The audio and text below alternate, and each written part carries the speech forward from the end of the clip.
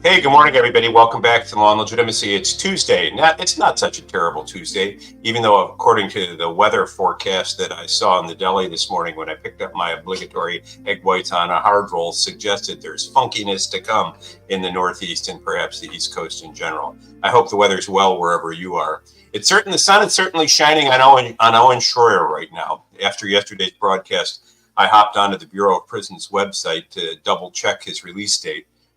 The release dates are usually calculated every month in federal penal institutions. I had last checked on December 1st, and at that point, his release date was December 18th. I'd predicted they'd let him go on the 14th or 15th. So when I looked at the Bureau of Prisons page yesterday, I was surprised to see a new release date, and that is December 8th. That's this Friday.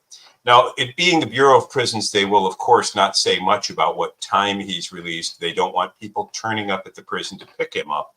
I don't know whether they will have found the belongings of his that they previously stated they lost. But what they'll do is, at the appointed hour, whenever that will be, they will load him into a prison conveyance van and put his belongings in as many garbage bags as it takes, and drive him to a bus station with a one-way ticket to the destination they think he should head to, hopefully his hometown of Austin, Texas. And then he'll be on the road again and a free man.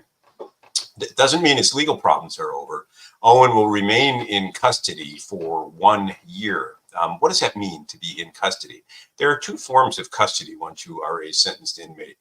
There is the classic form behind bars and kept in a penal institution, whether it be a camp, a mid-level, or a high-level penitentiary, high security level penitentiary, that is. But then there's also supervised release, or you can call it the functional equivalent of parole and probation, where he is required to report to a court officer and to comply with conditions of release.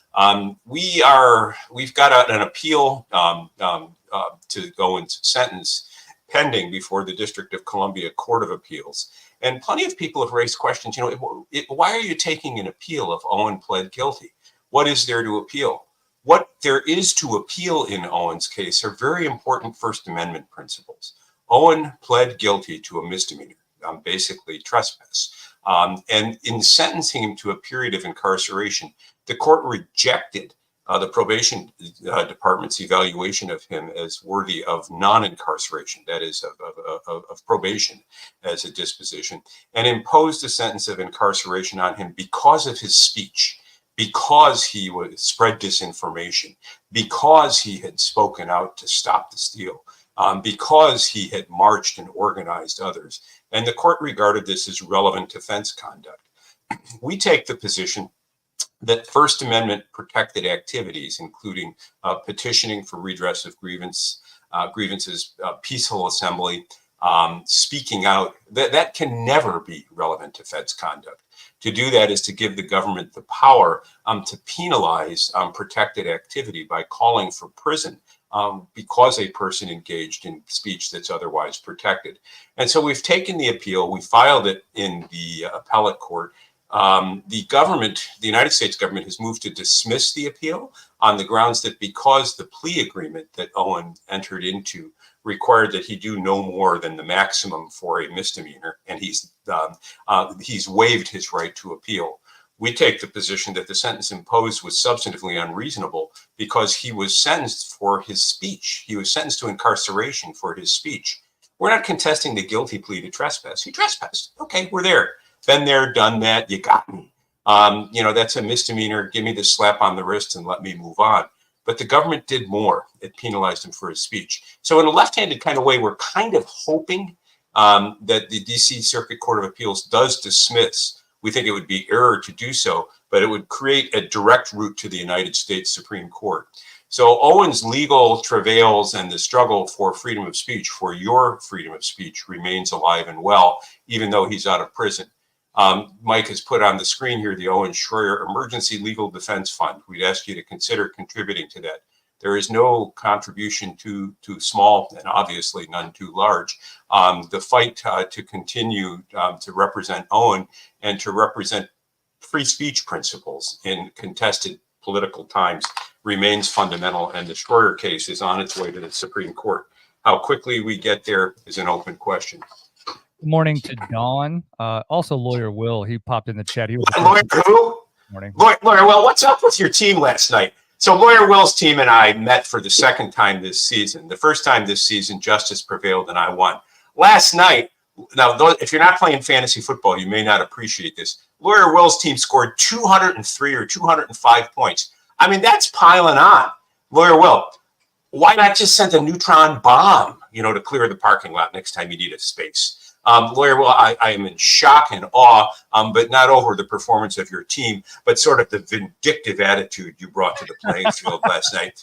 My team will emerge from these ashes, and I think, need one more victory to secure a playoff spot. Hopefully, we'll get it next week. Congratulations to Lawyer Will. If you all are listening closely, I think Norm is advocating for a mercy rule. What in the it feels gross in here. Dawn asks, though, back to the Owen Shroyer topic, will Owen be allowed to speak freely when he gets out? Well, so that's an interesting question. There is nothing in the court's order imposing supervised release on him that inhibits his speech. But the pretrial or the post-trial services people will have to say, Owen, you've got to work.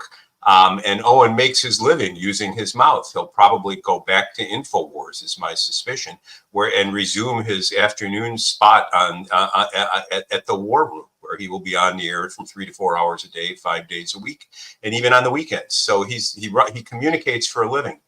If they seek to impose silence as a condition of his release, then we will challenge that as well, on the grounds that he's done his time, and whatever justification, whatever half-assed, half-baked justification the Bureau of Prisons had for punishing him for speaking while in prison, that has to do with penological concerns regarding the integrity and safety of all inmates in the institution. However strained the reasoning may be for prison officials to restrict the speech of inmates on that basis, the courts will almost always defer to prison officials. There's the lead case there is Safley v. Turner. But I think that once Owen is out of prison and at liberty and required to work as a condition of his probation, I think he returns to his customary job. And I doubt very seriously that they'll have the audacity to attempt to silence him. If they do, we'll be back in court and we'll be talking to you about that. Well, and I know the next question coming is whether he will make an appearance here on Law and Legitimacy, but I'll let you do the coordinating on that one. Here's the deal. I represent Owen and Mike and I podcast. As a lawyer, my client's interests are first and foremost. Would I love to have him on? Yeah. Do I feel it's kind of a conflict for me to say, hey, Owen, will you appear on my podcast? I mean, he's asked me to represent him and defend his liberty interests. I'm on my own. Mike and I are on our own with respect to this podcast. But if the topic comes up, and I hope it does, the way we like it. Yeah. If the topic comes up and he's willing to do it, of course we'll have him on. I got a chuckle this morning reading the New York Times, and I don't think I was supposed to. It's Tuesday, December 5th, 2023, and above the fold in the upper left-hand corner is the following story. Second term could unleash darker Trump. And I'm thinking, whoa, he's going to a tanning studio. So I got to read this. No.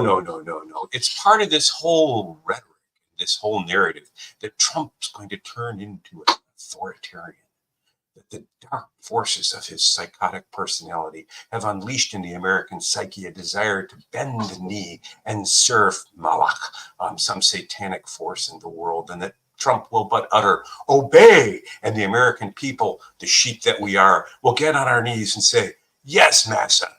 That seems to me more like what the left wants with respect to wokeism and the reigning orthodoxy about what it is we're supposed to care and how we're supposed to care about it. So I read with bated breath. And here's the first paragraph in the story. And this is where the chuckle started to arise. And as you listen, you're going to say, huh? What's funny about this? Well, I'll tell you after the paragraph's done. In the spring of 1989, the Chinese Communist Party used tanks and troops to crush a pro-democracy protest in Beijing's Tiananmen Square. Most of the West, across traditional partisan lines, was aghast at the crackdown that killed at least hundreds of student activists, but one prominent American was impressed. Well, that would be Donald Trump. Now, why was I laughing?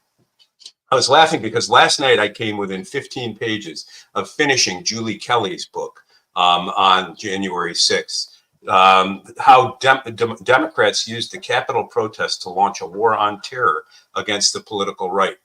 Julie Kelly wrote this book in 2022 before the trials for seditious conspiracy of the Oath Keepers and Proud Boys took place. And when I picked up the book, I wasn't sure whether I'd finish it. I got to know about Julie Kelly during my representation of the Proud Boys during the trial earlier this year, the first 5 months of the year. And she has a political perspective.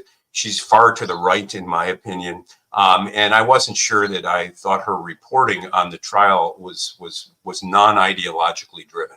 Not to say that the New York Times is, but I've been reading the old gray lady for a lifetime. I haven't been reading the blonde lady from Ohio, that is Julie, for much time. And what's more, she plays favorites with her coverages of lawyers. If she likes you, she names you in her stories. If she doesn't like you, she doesn't. So, I never get named in her stories because she doesn't like me for whatever reasons. So, but I would nonetheless wanted to read her book. I wanted contact. She won me over. It's a great book. It explains how the administration, the Justice Department, the Biden administration, has really engaged in lawfare, the use of the Justice Department to penalize people for minor events by characterizing them as direct and dire threats to the American Republic, to democracy itself, and using SWAT teams to arrest people for the misdemeanor offenses they committed on January 6th, insisting that they be locked up, held in solitary, treated as domestic terrorists, and then sentenced to terms of imprisonment, when in fact, in the summer of 2020, mostly peaceful protesters in one city after another, including people who nightly attacked the federal courthouse in Portland, Oregon, got a pass.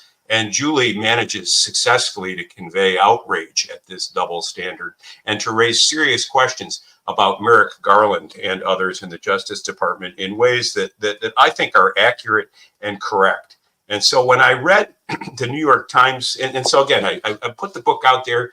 It's a little dated now because we have had the Oath Keeper and Proud Boys trial.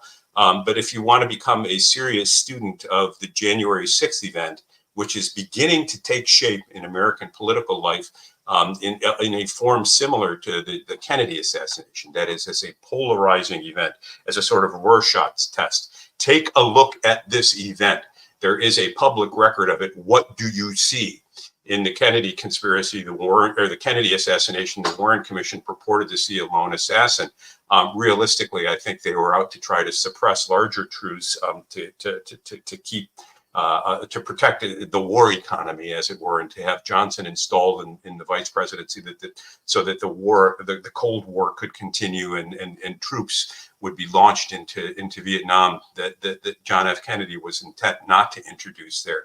But so and then others look at the event, the assassination, and see conspiracies. With respect to January 6th, we have a publicized event, a riot at the Capitol, and then people see all sorts of stuff in it. If you want to make a serious study of that claim, of that case, rather, Julie Kelly's book will be a foundational text. But what made me chuckle in the New York Times piece is, second term could unleash darker Trump. I don't view Trump as an authoritarian threat to the United States. And I certainly don't view anything that he has done in his presidency as supportive of the Chinese communists, as endorsing the sort of repression of dissent that Tiananmen Square represents. If there's an administration that has suppressed dissent in this country through the massive use of political power, it's the Democrats, it's the Biden administration, it's the wholesale prosecution of January 6th protesters, and it's and unleashing the Justice Department into a quote unquote war on domestic terror and so-called white supremacists as the most dangerous force in American politics. It's a bullshit narrative. And it's a narrative that says to a significant part of the country, your vote doesn't count. Sit down, shut up, and we'll tell you what to do, and we'll tell you how to do it. And that's what authoritarianism is. And so when I look at the Trump presidency and I see him succeeding in the polls in one state after another, in spite of numerous federal and state prosecutions, I see an angry people striking back. I don't see people saying, gee, Donald, we'll give you our life savings, we'll give you our home, we'll give you our liberties so you can do whatever you want. I see them saying, we want to take our country back. And, you know, are MAGA people, Make America Great Again, they're terrorists. Aren't the real terrorists people who want to tell us what to put in our bodies, how to drive, when to drive it, what information to consume, what information we can and can't consume, what views we should teach our children in school, what we should like, what we should dislike? That's the new authoritarianism. And it comes in the form of a public health state that has unleashed its fangs on the American people in a warm-up drill known as the COVID-19 pandemic. Now, I'm not going to take a position on who started it, whether it was planned and all that jazz. I have my doubts about all of that.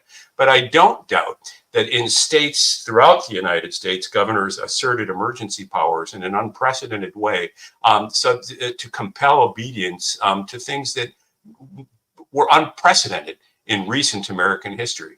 And I don't doubt for a moment that infrastructure, once having been created, can now be turned to different uses. And those uses would be to support effort to combat climate change, systemic racism, handgun control, you name it.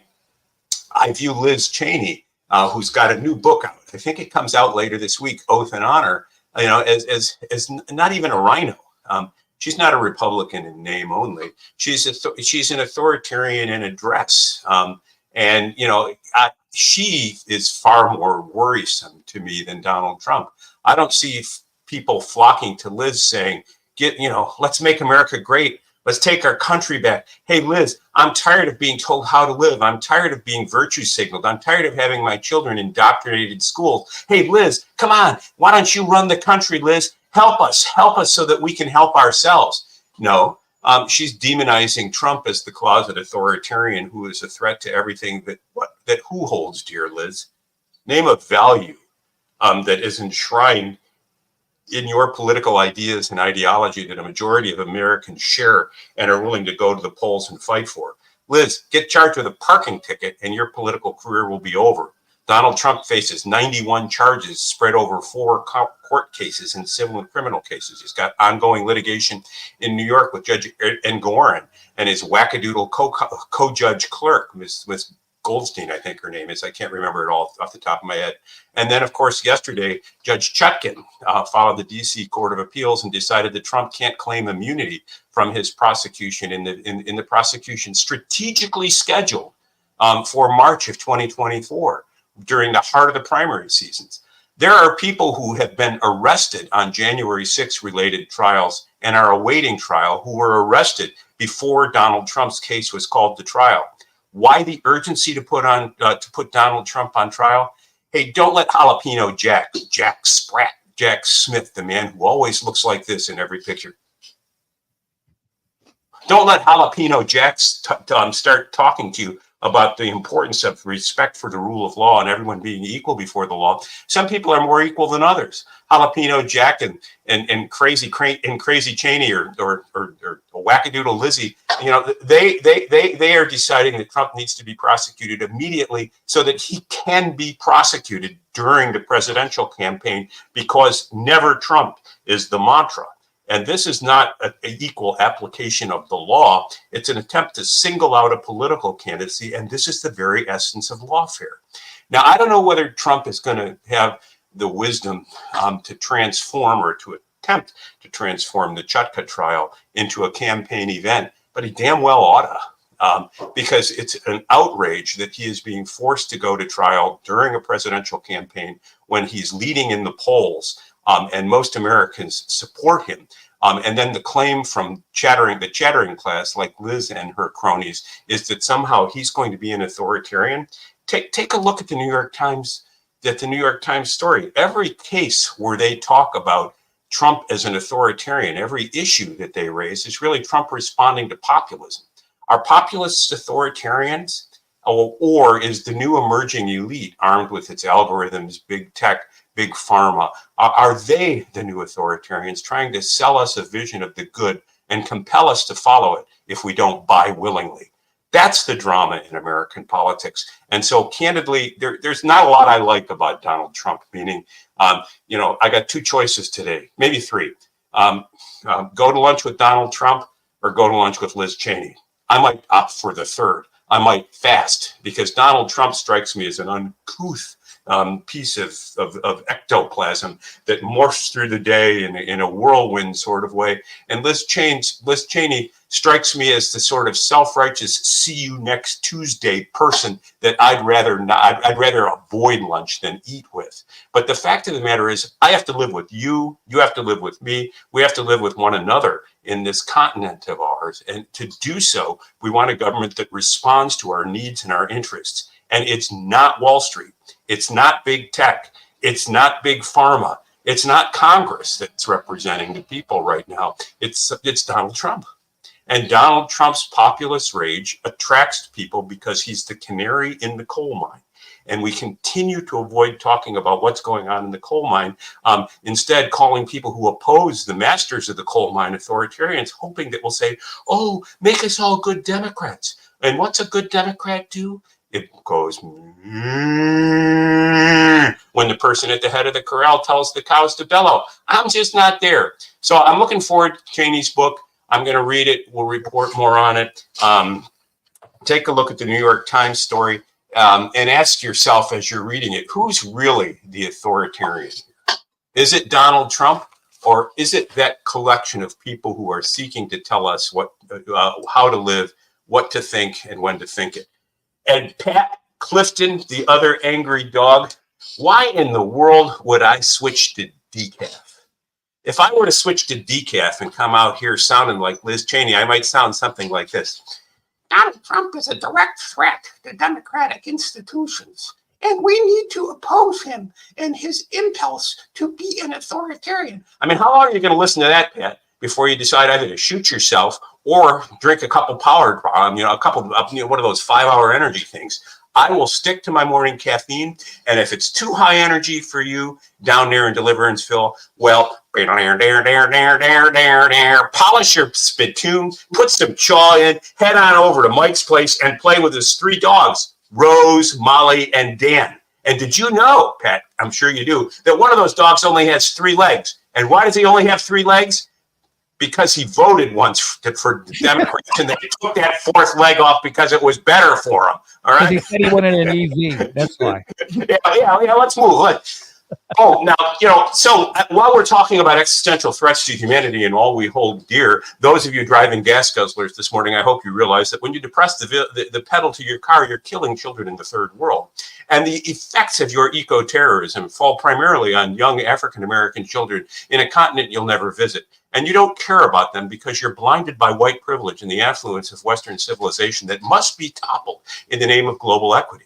So you need, obviously, to get out from behind the wheel of that gas guzzler, stop at a local convenience store and buy a bag of freeze-dried insects. Eat the insects because they have enough protein in for you, and the cow farts that are produced by milk and meat, by cows that produce milk and meat, they won't degrade the environment. And by driving an electrical vehicle, you'll be doing your piece to save humanity, because science is good, love is good, peace is good. And listening to the New World Order, that's even better yet. Mike, what's going on with this new House vote on legislation blocking extreme electrical vehicle mandates? Yep. So we've got a vote coming up this week on a bill. I'll put the bill on the screen really quickly here, just so we can coalesce around. Yeah. So the bill the short title is Choice in Automobile Retail Sales Act of 2023, appropriately and affectionately acronymed CARS Act of 2023. And it is to prohibit the administrator of the Environmental Protection Agency, that is the EPA, from finalizing, implementing, or enforcing a proposed rule with respect to emissions from vehicles and for other purposes. So if we remember, Norm, this, right? The nearly 4,000 dealerships that sent a letter to President Biden asking him to reconsider and asking his administration to reconsider the implementation of the proposed rules and regulations that would mandate certain volumes of manufacturing for electric vehicles, battery electric vehicles, and really claiming based on data aggregated from across these 4,000 dealerships that customers were not demanding electric vehicles, that the expenses related to repairing these things was inordinate and disproportionate to repairs and maintenance on gas-powered vehicles, that these things were sitting in lots and the inventory was stacking up, that the infrastructure that is necessary to support transportation by BEVs or battery electric vehicles is still lacking, that there is not a whole lot of dynamic deploy or use for electric vehicles. Think about heavy towing and hauling, going up and down mountains, extreme cold, extreme heat, et cetera, et cetera, et cetera. Now we have a bill that will be coming before the House to begin here. And that bill aims to block much of the rulemaking that the EPA is proposing regarding the output and the manufacturer obligations of, I think, 67% manufacturing and electric vehicles by 2030. This is a very interesting piece of legislation, and it reflects a discussion we had either earlier this week or late last week on the non-delegation doctrine and the role of Congress in creating laws with vis-a-vis or with respect to administrative rulemaking.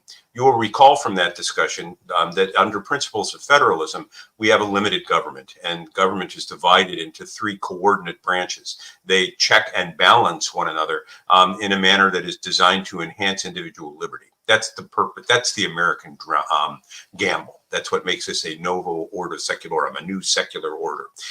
Nowhere in the separation of powers doctrine is there a fourth branch of government, the so-called administrative branch. But yet we have evolved a series of administrative agencies out of recognition that addressing problems that we want the federal government to address is so complicated, it can't be effectively done without expertise. And so we defer to agency expertise in dealing with certain areas and we give those agencies the authority to act under broad grants of congressional power. Now, some people say that congressional power has been turned over in ways that were unintended by Congress. That is, that they delegated their lawmaking power to administrative agencies who are not representative of the people, who are typically appointed, and those agencies have gone too far and went in their rulemaking ability. Now, you can argue that's part of the price of having administrative agencies with expertise, but you can't argue that the initial grant of power to an administrative agency came either from Congress or the executive branch, depending on the agency. And that power, once given, can be restrained. And so the this legislation creates a huge and very interesting constitutional issue. Suppose that the EPA decides electric vehicles will save the world, and it's in its expertise and in its broad delegation of power or grant of power to assure a safe environment. This is what it's going to do. It's going to save us all, by golly. What if Congress says you might be right, but you know what? We're taking that power back, or putting a limit on you. And this is Congress attempting to do just that with respect to the EPA. So should the act pass, there arguably is no authority for the EPA to act contrary to it. Will the EPA have the audacity, or will the administration have the audacity to challenge the constitutionality of this by saying that Congress did what? Took too much of its power back? That it placed a substantive limit on agency expertise? You want to talk about authoritarianism? This is where the acid test of authoritarian in our time. Who decides what is in the public interest? Do we decide by electing officials that respond to our voice in their differing ways through differing party agendas and whatnot? Or do we give over our individual liberty and the ability to decide what's best for us to experts? Because experts know better, science is God, and big data prevails. Very, very interesting piece of legislation. Mike, do the authors of the article, are there the votes to pass it? I mean, what's going to happen here? Well, I think there's companion legislation in the Senate as well. So I do expect that this is early on in the process. I'm not sure how, to what degree the currently composed companion bills will survive. I do want to point out, though, Norm, that I'm beginning to realize and observe parallels between the push for CBDCs, that is central bank digital currencies, digital assets, and the push for electric vehicles in the same way that I discuss on the economic side of things, that that true freedom, right? The ability to do with one's money what he or she pleases is the same thing with the freedom of movement, right? With respect to gas-powered vehicles, if you're paralleling the two of those, sure, Elon Musk, perhaps through Tesla, makes the most dominant electric vehicle known to man. He also has performance indicators on these vehicles that, in most instances, dominate those of traditional gas-powered engines. However, that is something for the free market to determine success or failure. Adoption rates, how widespread the adoption and purchase of EVs ultimately are, and the demand, therefore, for these supercharger stations at every single Sheetz gas station or otherwise. But on the other side of that, the notion that this administration, that the Environmental Protection Agency would wield the ability to curtail Americans' choice in how they move about, the country, and how they are able to store energy, to me is tantamount to the push for sort of top-down legislation, getting rid of the physical fiat currency that is our dollar, right? Those two things echo in my mind, and they work in concert together for a pretty, nihilistic end. Well, look, a new word, neologism. We're creating a new word here on Law and Legitimacy. Get your pencils out because you're going to want to use it. And within a year, this word will be in broad circulation. We're creating a digitocracy. What electronic vehicles and digital currency have in common is dependence on computer algorithms and big data. And it creates a centralized means of controlling how you spend your resources, how you move. It's a digitocracy, and we need to fight. We need to fight back.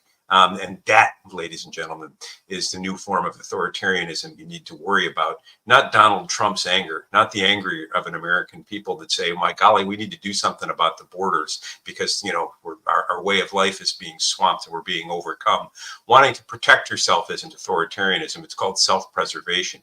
Yielding, bending a knee to distant overlords, obeying because you have no choice but to obey, not being able to spend your resources because someone else controls the manner in which they are exchanged, not being able to move from one community to next because somebody else controls how you can use your vehicle and when you can use it.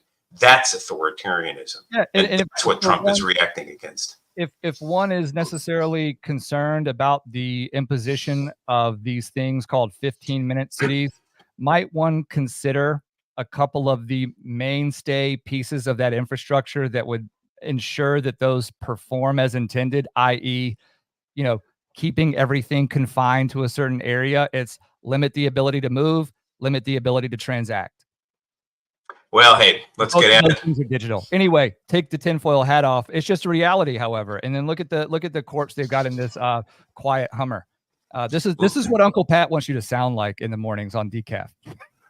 Hi, everybody. Welcome to Law and Legitimacy, where too much energy is something we promise never to express. Well, this is the National Public Radio for those who can read beyond captions. Listen in this time every day in case you're having trouble going back to sleep, because Pat Clifton, the other angry dog, doesn't want us to express too much passion or emotion, because even if the world is on fire, the smell of smoke can be soothing. And when you suffocate and breathe your last, you can thank Pat Clifton, the other angry dog. So listen, folks, I got to run. I got court today. I've got 5 cases. I've got murder. I've got vehicular manslaughter. I've got child sexual abuse. I've got a violent shooting, and I've got an assault that led to, paralysis. And the good news is it's 5 different people. One guy didn't do all of that. So I've got to run to a couple different towns, a bunch of court appearances. We'll be back tomorrow morning, assuming the digital overlords don't cancel us. Mike, if they don't cancel us, where do people find us?